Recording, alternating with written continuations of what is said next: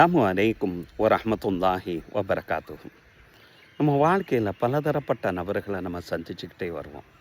அது நம்ம குடும்ப நண்பர்கள், சொந்த பந்தங்கள், நம்ம பழகி இருக்கக்கூடிய நண்பர்கள், சுற்று வட்டாரங்கள் யாராக இருக்கலாம். ஆனால் எல்லா நபர்களுமே எல்லா காலத்திலுமே நமக்கு நன்மைகள் தான் செய்வாங்க சொல்லி எல்லாத்தையுமே நம்பிட முடியாது, ஒரு சிலர்களை தவிர. அவங்க விஷயத்தில் நம்ம கவனக்குறைவாக இருந்தாலும் கூட அவங்க நம்மளுக்கு நன்மை மட்டும்தான் நாடுவார்கள். அப்படிப்பட்ட நல்லவர்களும் நம்மளில் உண்டு.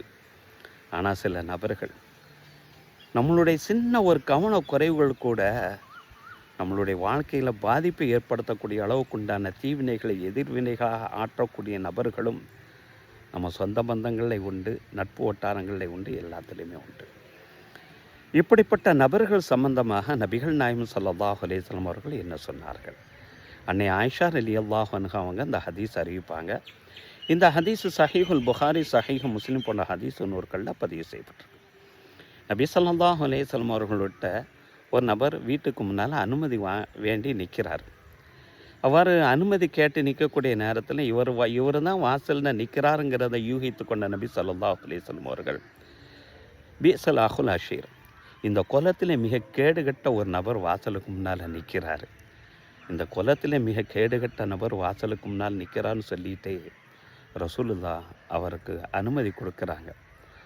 அவர் உள்ளே வந்ததோட புன்முறுவலோடு அவரை வரவேற்று தம் பக்கத்தில் உட்கார வச்சு உபசரித்து அவரை அனுப்புகிறாங்க. அவர் வருவதற்கு முன்பாக நபி ஸல்லல்லாஹு அலைஹி வஸல்லம் சொன்ன அந்த வார்த்தையும், வந்ததற்கு பின்னால் நபி ஸல்லல்லாஹு அலைஹி வஸல்லம் நடந்து கொண்ட அந்த விதமும் அன்னை ஆயிஷா ரலியல்லாஹு அன்ஹா அவர்களுக்கு ஒரு ஆச்சரியமாக இருந்தது. ஒரு கேள்வியாகவே ரசூலுல்லாஹ்ட்ட கேட்குறாங்க, யார் ரசூலல்லாஹ், நீங்கள் வருவதற்கு முன்னால் அந்த வார்த்தையை சொன்னீங்க, வந்ததுக்கு பின்னால் இப்படி நடந்து கொண்டீர்களே என்னை கேள்வியாக கேட்கக்கூடிய நேரத்தில், ஆயிஷா, நான் தவறாக உபசரிக்கக்கூடியவனாக நீ பார்த்துட்ட, தவறான வார்த்தைகள் பேசக்கூடியவனாக நீ பார்த்துட்ட என்று சொல்லிவிட்டு நபி ஸல்லல்லாஹு அலைஹி வஸல்லம் அவர்கள் ஒரு வார்த்தையை சொன்னாங்க. இன்ன ஷர்ரன் நாசி இந்தல்லாஹி மன்சிலத்தன் யௌமல் கியாமா, மறுமை நாளில் அல்லாஹ்விடத்தில் அந்தஸ்தில் மிக கேடுகட்ட நபர் யார் தெரியுமா?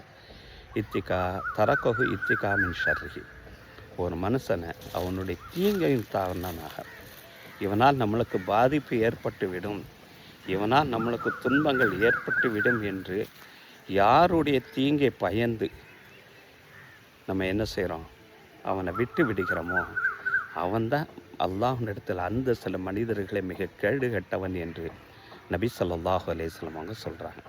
உண்மையிலே நம்ம அப்படிப்பட்ட நபர்களை மரியாதை பண்ணுறது, மதிக்கிறது என்பது அவர்கள் மீது உண்டான மரியாதை அல்ல, அவர்கள் மீது உண்டான பயத்தினால் ஏற்பட்டது.